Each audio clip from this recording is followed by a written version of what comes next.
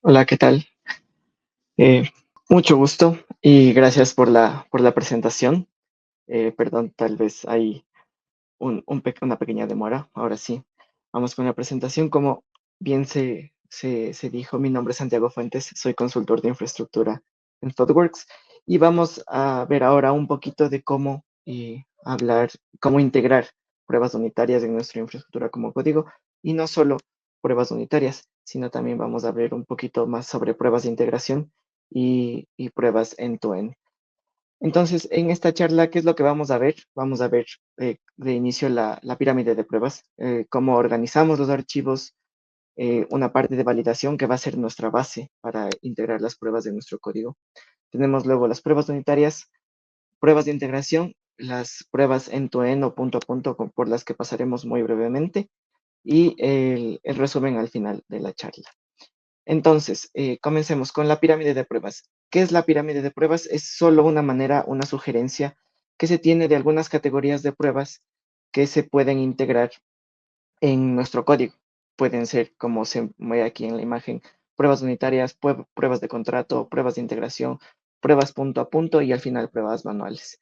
Eh, Tenemos que todo esto, porque tenemos una razón de integrar todo esto, especialmente si es infraestructura como código.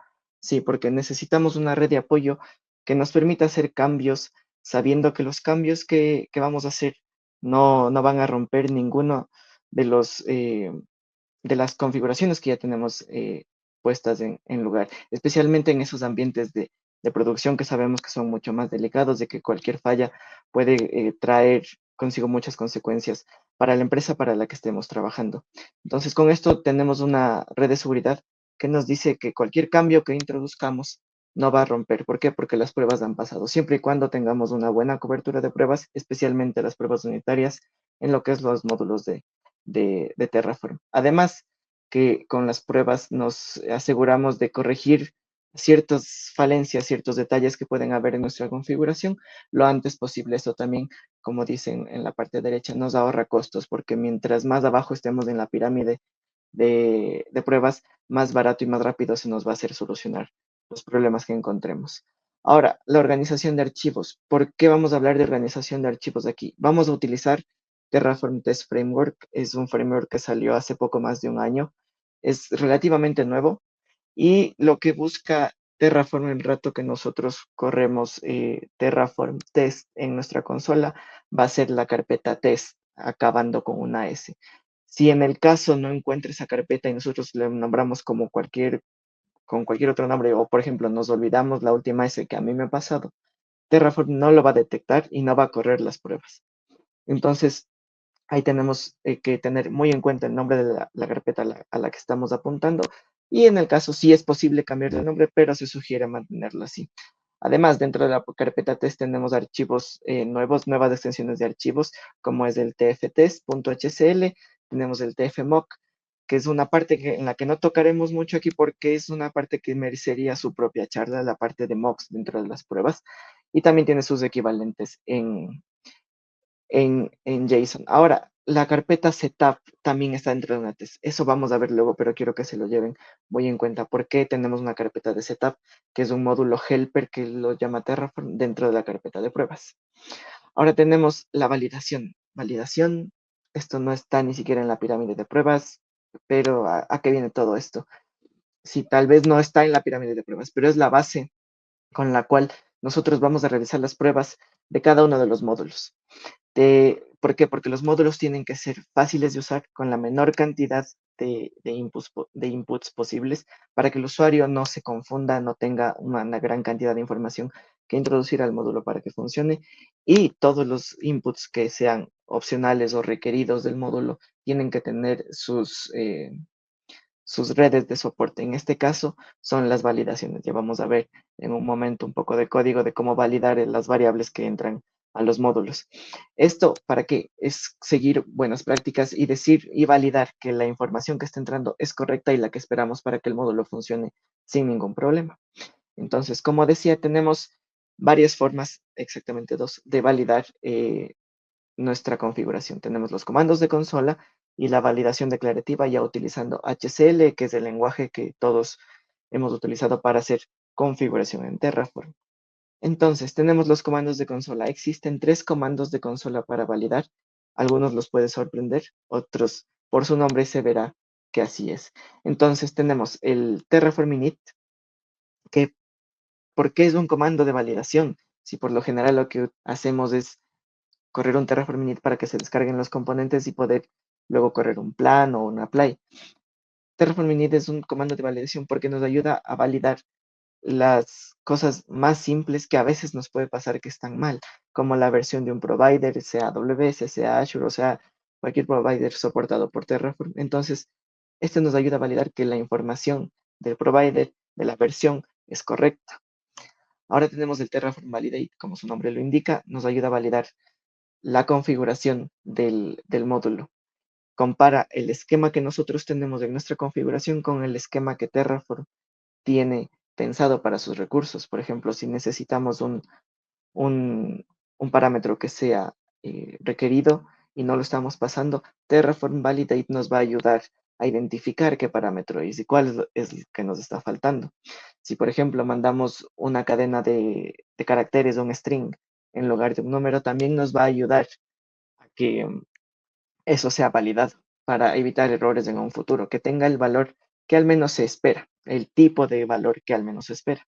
Luego, si es cierto, tiene ciertas limitaciones del rato de aplicar.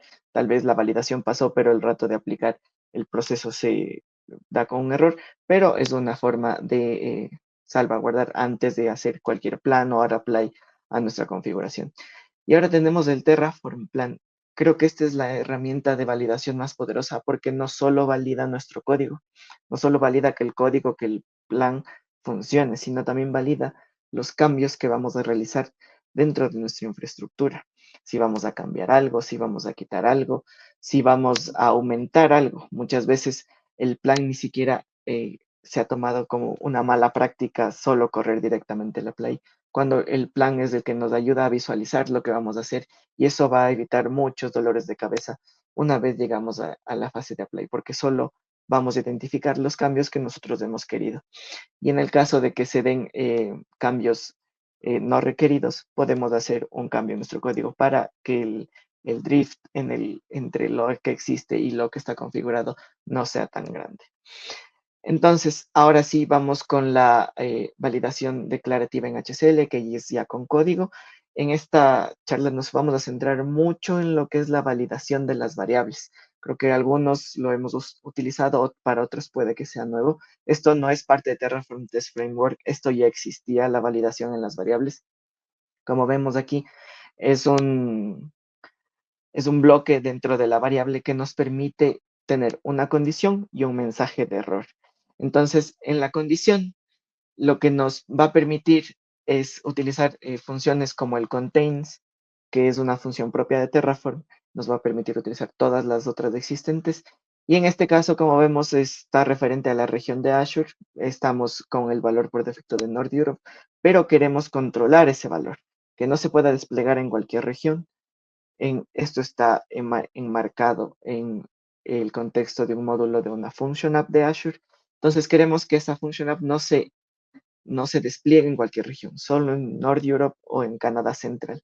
Para eso utilizamos el contains, que recibe la lista de los que queremos y lo compara con el valor que recibe. En el caso de que el valor que recibe sea diferente, va a emitir el mensaje de error. Pero ¿cómo es que estamos seguros que la función contains funciona así?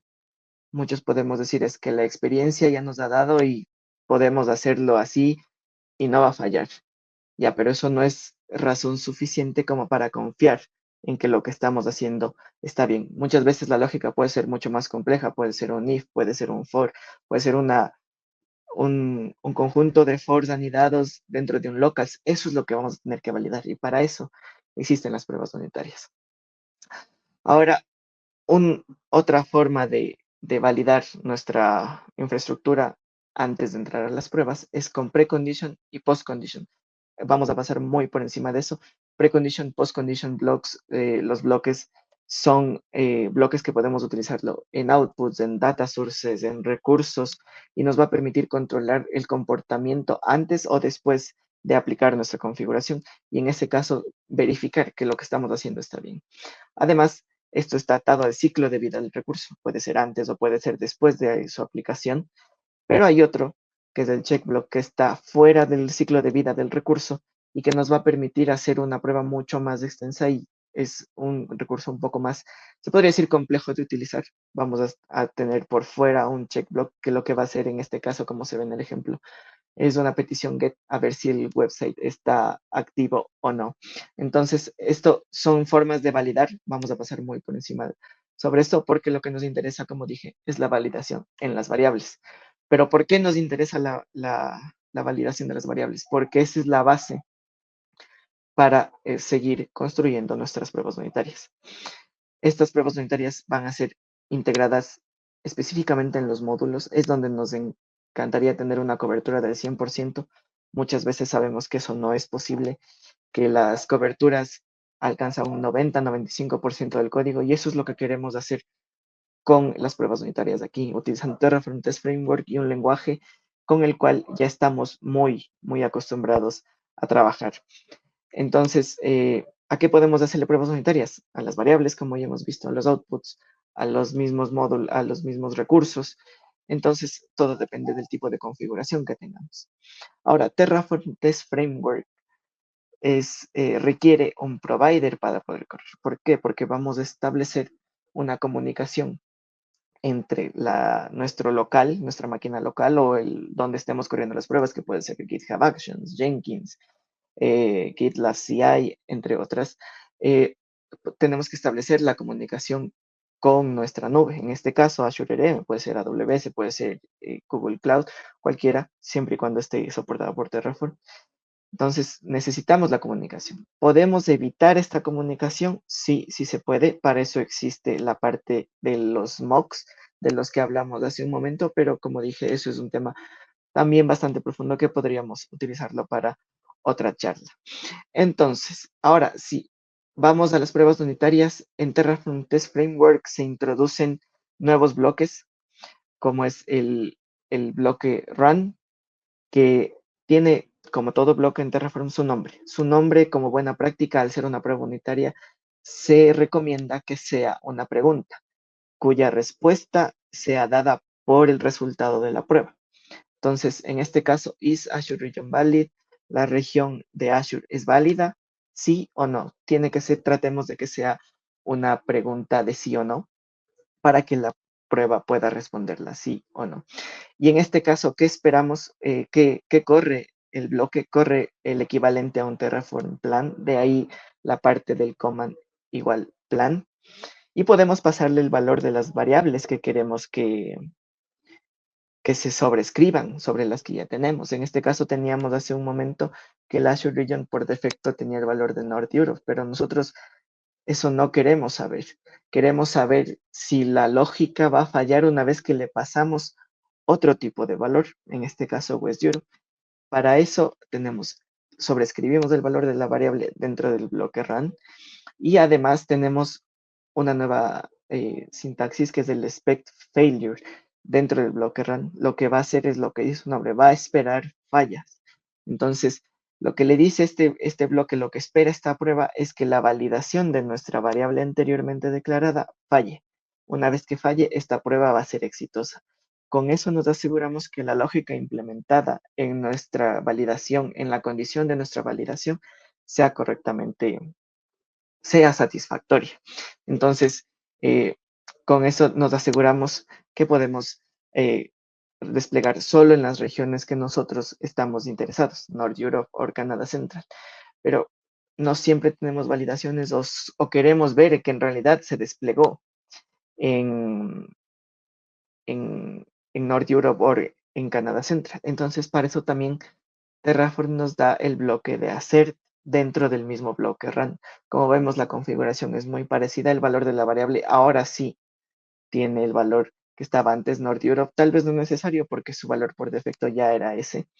Y como dije, está atado a una function app de la cual vamos a sacar su locación, en la región en la cual está localizado. Entonces, esto se puede hacer en Azure, se puede hacer simplemente corriendo un plan. Por eso es que aquí todavía no llegamos a la parte de la Play, que eso llegaremos más a profundidad en la parte de las pruebas de integración. Entonces, una vez que comparamos lo que se planifica de nuestra function app y en dónde va a ser localizada, podemos comparar con el valor de la variable, que en este caso es North Europe. Solo en ese caso, sí o sí, solo en ese caso, el bloque de assertion va a ser verdadero, por tanto, la prueba va a ser exitosa. Con eso hemos logrado que poder utilizar nuevas cosas como el expect failures, que es lo que más deberíamos utilizar en nuestras pruebas unitarias, dadas las validaciones que tenemos en nuestras variables. Y además, el bloque de assertion en caso de que sea necesario, dada la lógica que hemos implementado, dada el test case que hemos tenido, lo podemos hacer sin ningún problema. Ahora, vamos a las pruebas de integración. Una vez que hemos validado nuestras pruebas unitarias, que hemos validado nuestras variables, tal vez nuestros outputs, ahora es momento de llegar a las pruebas de integración, una prueba más larga, más compleja. Y en este caso, sí o sí vamos a necesitar una, las credenciales, una nube a la cual comunicarnos, porque es muy complicado hacer mock de todo lo que se necesita para hacer una prueba de integración. Entonces es mucho más fácil comunicarnos directamente con la nube y desplegar los recursos, porque como decía antes, la prueba de integración va a desplegar recursos. Y aquí sale lo que vimos en la organización de los archivos. Tenemos aquí aparece una referencia a nuestra carpeta setup. Este módulo, como vemos aquí, este bloque run dice setup test no es ninguna prueba, está exclusivamente dedicado a desplegar lo que esté dentro de nuestra carpeta setup, en este caso setup recursos o resources, que es una configuración Terraform súper básica, que en este caso, por ejemplo, puede ser, sabemos que en Azure todos los recursos viven adentro de un resource group, entonces todos los recursos dependen de que ese resource group exista previo a poder ser desplegados. Entonces, con esta carpeta setup, eso es lo que hacemos. Desplegar el resource group para que luego nuestras pruebas referentes a la función app no fallen porque la función app no tiene dónde colocarse. Ahora, ¿por qué no tener un resource group o cualquier otro tipo de recursos eh, ya listos, previamente desplegados, ahí en un ambiente de sandbox, puede ser, porque eso consume dinero y consume recursos. Lo que queremos y lo que nos ayuda este bloque run, solo corriendo el módulo y los recursos que hemos querido, es que se crea, corre las pruebas y una vez que terminan las pruebas, sean exitosas o fallen, el recurso de esta parte del módulo también se va a eliminar. Entonces nos ayuda a manejar costos, a reducir costos de toda la creación del suite de pruebas. Entonces, una vez desplegado, se crea ahora sí la configuración. Y lo que queremos ver de inicio es que nuestra función sea desplegada de manera exitosa. Para eso, ahora sí corremos un comando apply. Lo que va a hacer es crear el recurso dentro de ya la nube. Y lo que hacemos, una vez desplegado, Terraform se encarga de desplegar y una vez desplegado va a coger en este caso el nombre y va a comprobar si el nombre es mayor a 2. En este caso es una prueba solo relacionada con las naming conventions, con las convenciones de nombres que tiene Azure dentro de sí, que está entre 2 y 60 caracteres el nombre de la función app. Es lo único que hemos logrado aquí. Sabemos que el nombre es válido, al menos tiene más de 2 caracteres.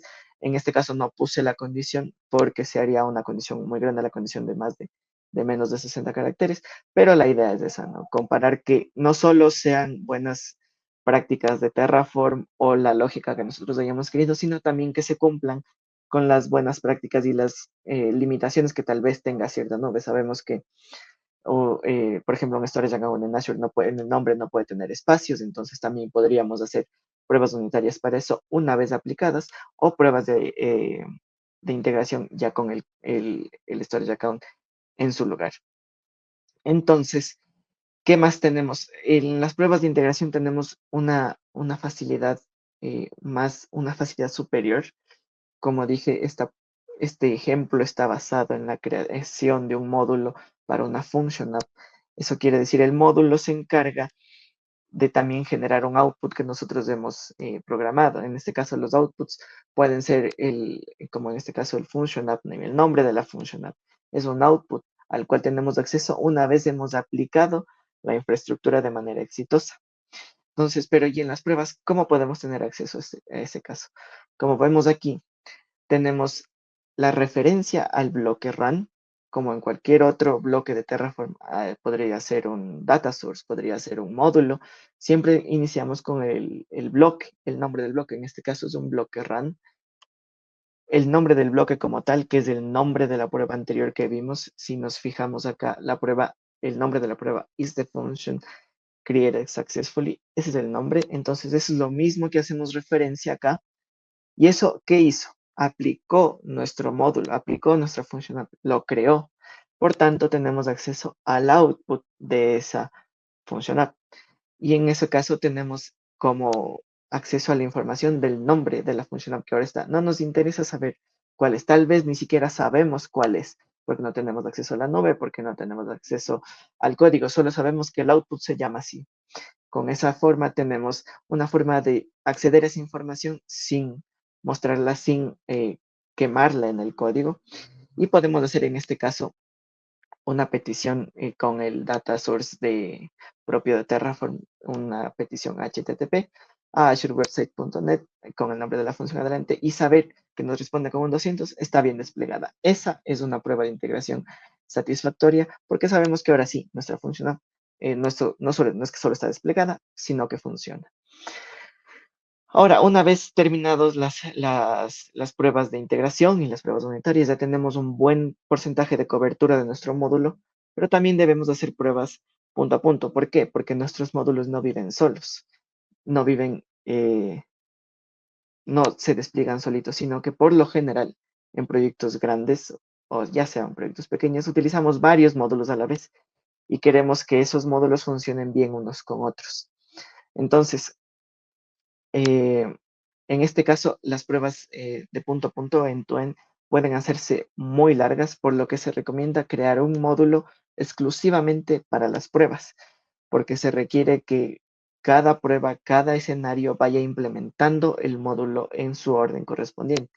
En este caso, en Azure siempre vamos a empezar con un resource group. Entonces vamos a desplegar su resource group con el bloque run y apuntando al módulo que nos interesa.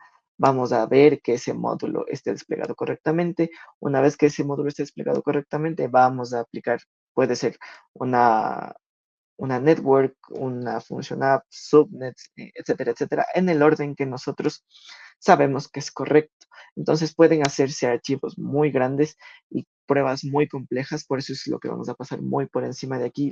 Las pruebas de end-to-end darían para un taller de mediodía tranquilamente por lo extensas que llegan a ser. Usar todos los módulos, como dije, de la configuración de la arquitectura para poder hacer una prueba que esté en realidad, que refleje lo que va a pasar el momento de desplegarlos en los diferentes ambientes, especialmente en producción. Y aquí también entra muy a mano utilizar los módulos helpers, como vimos, cuando se requiera más de una instancia de un mismo recurso. ¿Por qué? Porque sabemos que Terraform está atado a los estados, a su estado. En este caso de Terraform Test no es la excepción. Crea su estado que está guardado en memoria y que solo él sabe dónde lo guarda y qué es lo que tiene ahí. Pero de eso se ayuda para desplegar, correr y luego volver a destruirse. En el caso de que nosotros, por ejemplo, tenemos dos function apps, corremos dos bloques con el mismo módulo Terraform, lo que va a hacer en el primero es crear esa function app y en el segundo tal vez volverla a destruir y volver a desplegar porque cambió el nombre. Entonces no nos interesa eso, nos interesa tener dos function apps y para eso va a ser de mucha ayuda el módulo helper, siempre y cuando tengamos una prueba de integración, como vimos hace un momento. Entonces, en resumen, ahora sí, ¿qué tenemos como los puntos importantes de esta charla y lo que nos deberíamos llevar a todas nuestras implementaciones? Siempre integrar pruebas en los módulos. Es nuestra red de seguridad, es nuestra red de soporte, los que nos va a permitir hacer cambios sin sufrir eh, luego dolores de cabeza en un futuro porque se hizo un cambio que no queríamos, porque como en un proyecto, en el proyecto en el que estoy, no es retrocompatible. Siempre buscamos la retrocompatibilidad. ¿Cómo nos aseguramos de eso? Implementando pruebas. Sin eso es muy difícil porque no podemos saber lo que otra persona estaba pensando, la lógica que estaba implementando en su momento, que pueden ser meses como pueden ser años.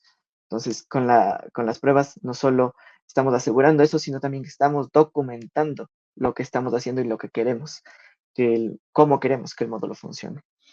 Hacer los módulos amigables con el usuario, tienen que tener sus validaciones, decirle al usuario, este es el tipo em, de valor que quiero que pase, si el valor es complejo, decirle la estructura de ese valor, que sí es posible, de ponerle validaciones para saber que el valor está correcto. También tenemos que añadir las pruebas para comprobar que las validaciones fueron implementadas como está pensando. Muchas veces generamos condicionales, fors, anidados y el resultado de eso no sabemos exactamente cuál va a ser. Muchas veces puede funcionar por la experiencia, por que no es muy complejo, pero siempre necesitamos asegurarnos de que funciona como es lo esperado. Y no solo por nosotros y, como decía, darnos una red de soporte, sino también por un futuro quien sea que venga nuevo al proyecto a utilizar este módulo, sepa qué es lo que está pasando, sepa cómo funciona, pueda ver una referencia de cómo se mueve el módulo, de qué es lo que necesita. Y con eso estamos ayudando no solo a tener un módulo probado, sino que también un proceso de onboarding para nuevas personas mucho más fácil. Convertir los requerimientos de compatibilidad en pruebas. Como dije, los módulos no viven solos. Necesitamos crear pruebas que testeen la compatibilidad entre los módulos, entre un resource group. ¿Qué pasa? ¿Qué necesito que salga como output de mi resource group para que mi function pueda funcionar, para que mi red pueda funcionar? Ahora de la función, ¿qué necesito para que se pueda comunicar con la base, para que se pueda comunicar con los lugares donde almacenamos los secretos, tal vez? Entonces, todo eso debemos tenerlo muy en cuenta. Siempre, todos esos casos, todo lo que va a ser debería ser una prueba. Y para las pruebas en tu end, se debería pensar en escenarios en los que los módulos se van a enfrentar.